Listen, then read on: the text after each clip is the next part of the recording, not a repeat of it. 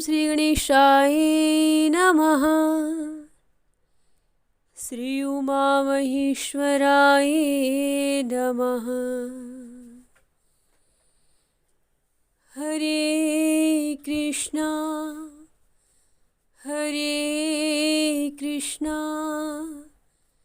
कृष्णा कृष्णा हरे हरे, हरे रामा रामा रामा हरे हरे। हरे कृष्णा कृष्णा कृष्णा हरे हरे, हरे रामा रामा रामा हरे हरे। हरे कृष्णा कृष्णा कृष्णा हरे हरे, हरे रामा रामा रामा हरे हरे। बोलिए श्री राधे कृष्णा की जय। श्री कार्तिक मास महात्म्यम 23वां अध्याय। कल के अध्याय में हम सब ने श्रवण किया किस प्रकार वशिष्ठ जी के द्वारा श्राप दिए जाने के कारण राजा मित्रशह एक राक्षस बन गया और किस प्रकार उनका नाम बदल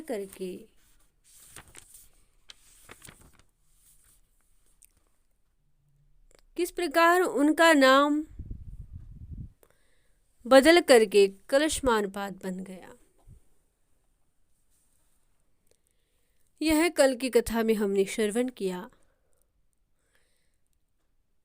और आगे का महत्व इस प्रकार है।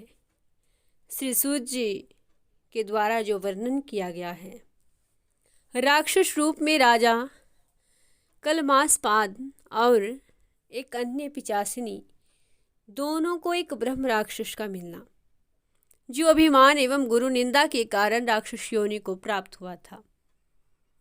श्री गर्ग मुनि द्वारा तीनों तुलसी दल एवं गंगा जल के प्रभाव से प्रेत योनि से मुक्त हुए।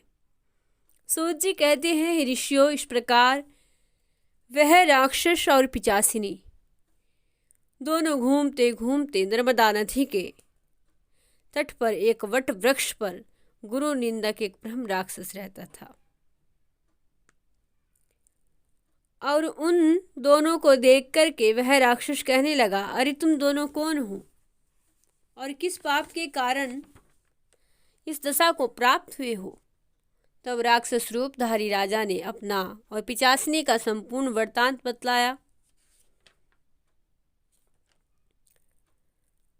और कहा कि अब आप भी अपना वृत्तांत कहिए, क्योंकि आज से हम आपस में मित्र हो गए हैं, अतएव मित्र से कुछ भी छिपाना नहीं चाहिए।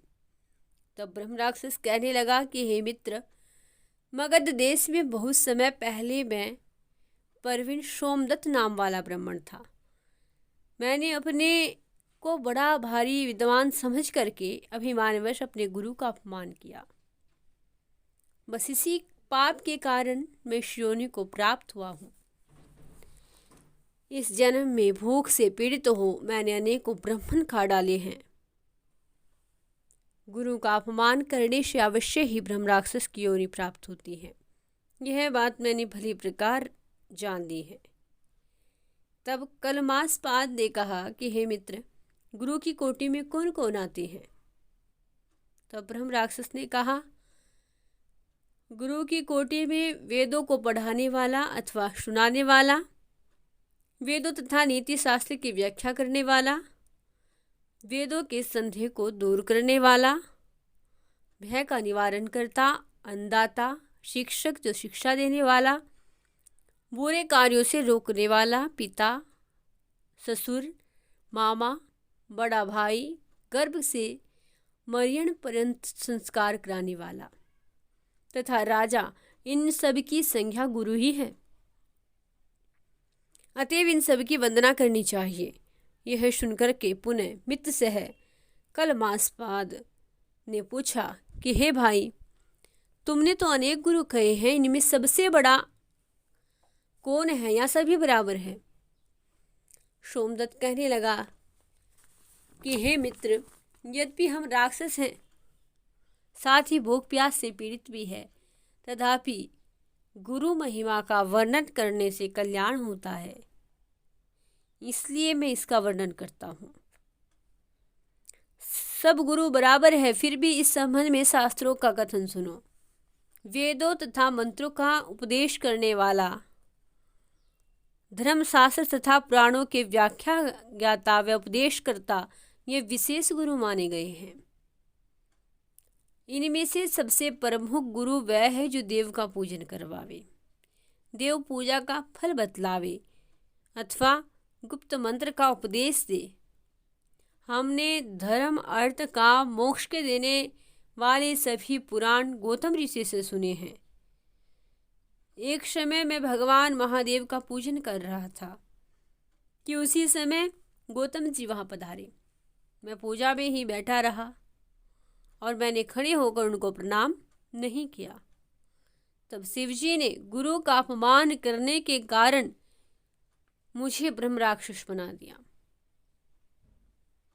सूर्य जी कहते हैं, ऋषियों इस प्रकार गुरु महिमा का वर्णन करते तथा सुनने से उनके सब के पाप नष्ट हो गए। ठीक उसी समय उन्होंने कुछ दूर पर गर्ग मुनि को आते देखा तो पिशाचिनी तथा दोनों राक्षस उन्हें अपना भोजन जान दोनों हाथ उठा करके उनकी ओर भागे, परंतु उनके समीप न जाकर दोनों राक्षस और पिशाचिनी दूर से ही कहने लगे, हे महात्मन, आपको नमस्कार है। हमने कितने ही ब्राह्मण खा डाले हैं, परंतु महादेव जी का नाम स्मरण करने के कारण आप सुरक्षित हैं। तभी गर्ग मुनि ने अपने कमंडल से तुलसी युक्त जल से उनका अभिषेक किया। उस जल का स्पर्श होते ही वे राक्षस योनि से मुक्त होकर देवरूप को प्राप्त हो गए और पुत्र युक्त ब्रह्मणी तथा सोमदत्त गर्ग मुनि की स्तुति करने के बाद श्री विष्णुलोक को चले गए। परंतु राजा कलमाशपाद अपने रूप को प्राप्त होकर सोच में पड़ गया। उसको इस प्रकार शोक में निमग्न देख करके गुप्त रूप सरस्वती बोली कि हे राजन, तुम किसी प्रकार की चिंता मत करो। राज्य भोगने के बाद अंत में तुम्हें भी श्री विष्णुलोक की प्राप्ति होगी। इन वचन को सुनकर के राजा कलमाशपाद अत्यंत ही हर्षित हुआ। तत्पश्चात अपने गुरु का स्मरण करता हुआ और गर्ग मुनि को प्रणाम करके श्री गंगा जी की स्तुति की और फिर श्री विष्णु भगवान का स्मरण करता हुआ श्री काशी को चला गया।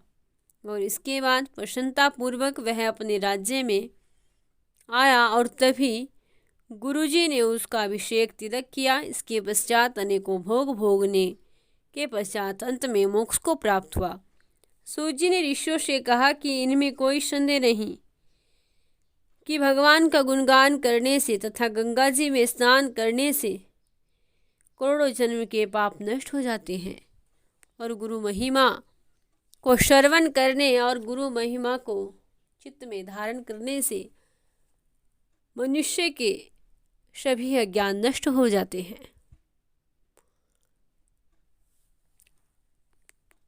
बोलिए श्री राधे कृष्णा की जय, श्री गौरी शंकर की।